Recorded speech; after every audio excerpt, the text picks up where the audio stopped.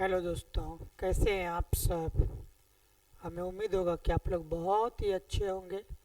चलिए आइए, ठीक है, वस्तुनिष्ठ प्रश्न देखते हैं भीमराव अंबेडकर का, चैप्टर फर्स्ट का। बोले क्या, द अनटचेबल। क्या द अनटचेबल किनकी रचना है? महात्मा गांधी, यतीन्द्र मिश्रा, भीमराव अंबेडकर। तो ये किसकी रचना है बताइए तो? भीमराव अंबेडकर का। किसका है द अनटचेबल? किसकी रचना है? भीमराव अंबेडकर। किसका है? भीमराव अंबेडकर। किसका है? भीमराव अंबेडकर का। किसका है? भीमराव अंबेडकर का। चलिए आइए देखते हैं, आपको एकदम याद कराते जाएंगे और आप बने रहिए कुछ देर मेरे साथ, ठीक है ना। द अनटचेबल किनकी रचना है? तो क्या बोलेंगे? भीमराव अंबेडकर की। किसकी रचना है? भीमराव अंबेडकर की। किसी को दिक्कत नहीं ना? चलिए आगे बढ़े। चलिए उसके बाद है क्या, किसे बाबा साहेब के नाम से जाना जाता है? किसे बाबा साहेब के नाम से जाना जाता है? भीमराव अंबेडकर को। किसको? भीमराव अंबेडकर को। किसको? भीमराव अंबेडकर को। पूछेगा बाबा साहेब के नाम से, किसे बाबा साहेब के नाम से पुकारा जाता है? किसे बाबा साहेब के नाम से पुकारा जाता है? क्या बोलेंगे बताइए तो?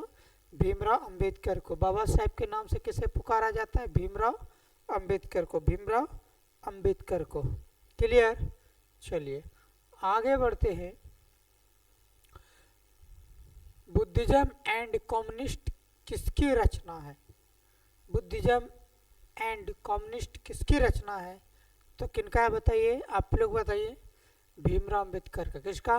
भीमराव अंबेडकर का। क्लियर? किसका है? भीमराव अंबेडकर का। चलिए आगे बढ़े। चलिए आगे देखते हैं।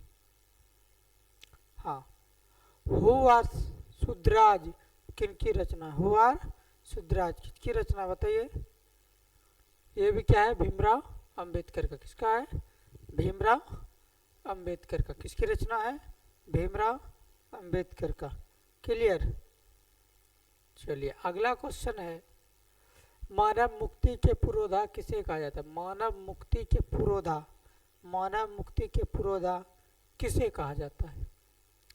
बताइए, मानव मुक्ति का पुरोधा किसे कहते हैं? बोलिए। भीमराव अंबेडकर को। किसे? भीमराव अंबेडकर को। क्लियर? चलिए, बड़ा, भारत में जाति प्रथा का मुख्य कारण क्या है? भारत में जाति प्रथा का मुख्य कारण क्या है? गरीबी, बेरोजगारी, उद्योग धंधों की कमी, अमीरी। क्या है? बोलिए। बेरोजगारी। क्या है? बेरोजगारी। भारत क्या है? भारत में जाति प्रथा का मुख्य कारण क्या है? बेरोजगारी। क्या है? बेरोजगारी। क्लियर? आगे बढ़े। चलिए आगे बढ़ते हैं। जाति प्रथा स्वाभाविक विभाजन नहीं है, क्योंकि भेदभाव, शोषण के कारण, गरीबी के कारण, रुचि के आधारित, रुचि के आधारित, ठीक है। किसके कारण बोले तो? रुचि पर आधारित नहीं होने के कारण, रुचि पर आधारित नहीं होने के कारण। क्लियर? चलिए, रुचि पे आधारित नहीं होने के कारण। आगे बढ़ते हैं। श्रम विभाजन और जाति प्रथा के लेखक कौन है? पता है? श्रम विभाजन और जाति प्रथा के लेखक कौन है? क्या?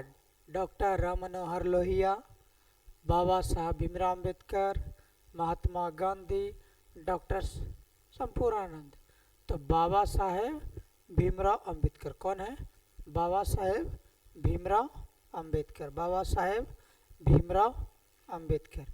क्लियर? चलिए आगे बढ़ते हैं। लेखक की दृष्टि में विडंबना, लेखक की दृष्टि में विडंबना की बात क्या है? जाति के पोषक तत्वों की कमी, जातिवाद के पोषक नग्न, आर्थिक दृष्टि से जातिवाद को उचित, जातिवाद लोकतंत्र के विरुद्ध नहीं है। ठीक है, ठीक है, जातिवाद के पोषक तत्वों की कमी नहीं है। ठीक, क्लियर। चलिए आगे बढ़ते हैं। लेखक की दृष्टि में आदर्श समाज कैसा होना चाहिए? ठीक है, जिसमें स्वतंत्र, समानता और भ्रातृत्व का भाव हो, जिसमें सभी धनी हो, जिसमें सभी पढ़े लिखे हो, या बताइए, जिसमें सभी स्वस्थ हो, जिसमें स्वतंत्रता, समानता और सब अपनी इच्छा का अनुसार जी सके। क्लियर। चलिए इनका ये वाला ऑप्शन होगा। आगे बढ़ें। चलिए आइए देखिए, इधर ध्यान दीजिए। क्लियर है ना? चलिए, लेखक बेरोजगारी का प्रमुख और प्रत्यक्ष कारण किसे मानता है? अशिक्षा, जनसंख्या, ठीक है, जनसंख्या, जाति प्रथा को, उद्योग को। क्लियर। किसे मानता है बताइए तो? जाति प्रथा को। किसे? जाति प्रथा को। किसे मानता बोले तो? जाति प्रथा को। बड़ा लेखक बेरोजगारी का प्रमुख और प्रत्यक्ष कारण किसे मानते? लेखक कौन? किसका बता? लेखक बेरोजगारी का प्रमुख कारण किसे मानते? जाति प्रथा को। किसे? जाति प्रथा को। क्लियर ना? चलिए, अंबेडकर की दृष्टि में भाईचारा का वास्तविक रूप कैसा होना चाहिए? दूध और शक्कर के मिश्रण की तरह, दूध और पानी के मिश्रण की तरह, तिल और तुंडल के मिश्रण की तरह, पानी और नमक के मिश्रण की तरह। बताया जाए। दूध और पानी के मिश्रण के तरह, दूध और पानी के मिश्रण के तरह। क्लियर। अंबेडकर की दृष्टि में भाईचारे का वास्तविक रूप कैसा होता है? दूध और पानी के मिश्रण की तरह, दूध और पानी के मिश्रण की तरह। क्लियर। चलिए आगे बढ़ते हैं। भारतीय संविधान निर्माण की महत्वपूर्ण भूमिका किसकी है? ये सभी जानते हैं। ज्योतिबा फूले, राजगोपालाचारी, महात्मा गांधी, भीमराव अम्बेडकर। तो किसका है महत्वपूर्ण भूमिका? भीमराव अम्बेडकर का। किसका है महत्वपूर्ण भूमिका? भीमराव अम्बेडकर का। क्लियर ना? चलिए आगे बढ़े। सभ्य समाज की आवश्यकता क्या है? जाति प्रथा, श्रम विभाजन, अनुबंध, दूध पानी। ठीक है,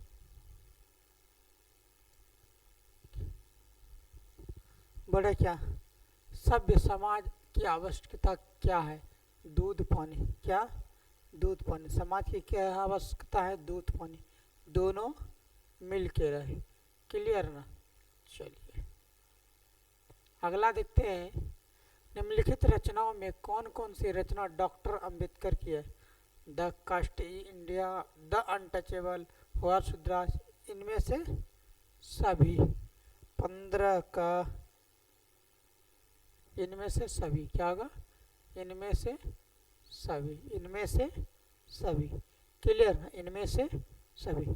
क्लियर है? चलिए आगे बढ़े।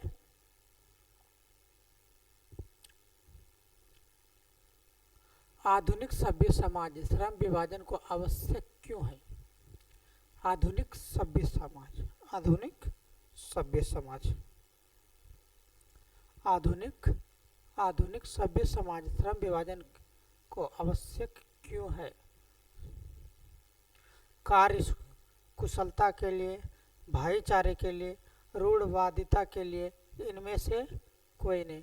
तो किसके लिए? कार्य कुशलता के लिए। आधुनिक समाज किसके लिए है? का आधुनिक सभ्य समाज श्रम विभाजन को आवश्यक क्यों है? तो आधुनिक समाज कैसा होना चाहिए? तो कार्य कुशलता के लिए। किसके लिए? कार्य कुशलता के लिए। क्लियर है? चलिए, श्रम विभाजन और जाति प्रथा पाठ बाबा साहेब किस भाषण से संवादित है। तो हम बात करते हैं किससे है, बोले तो एनिहिलेशन ऑफ कास्ट।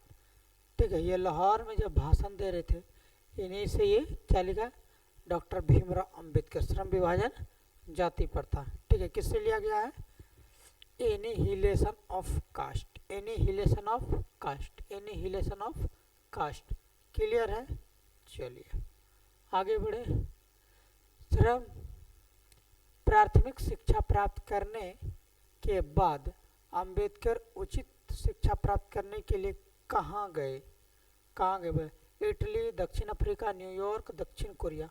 बताइए कहाँ गए थे, न्यूयॉर्क। 18 नंबर बोलिए, न्यूयॉर्क। कहाँ गए थे, न्यूयॉर्क। कहाँ गए थे, न्यूयॉर्क। क्लियर है। चलिए आगे बढ़ते हैं।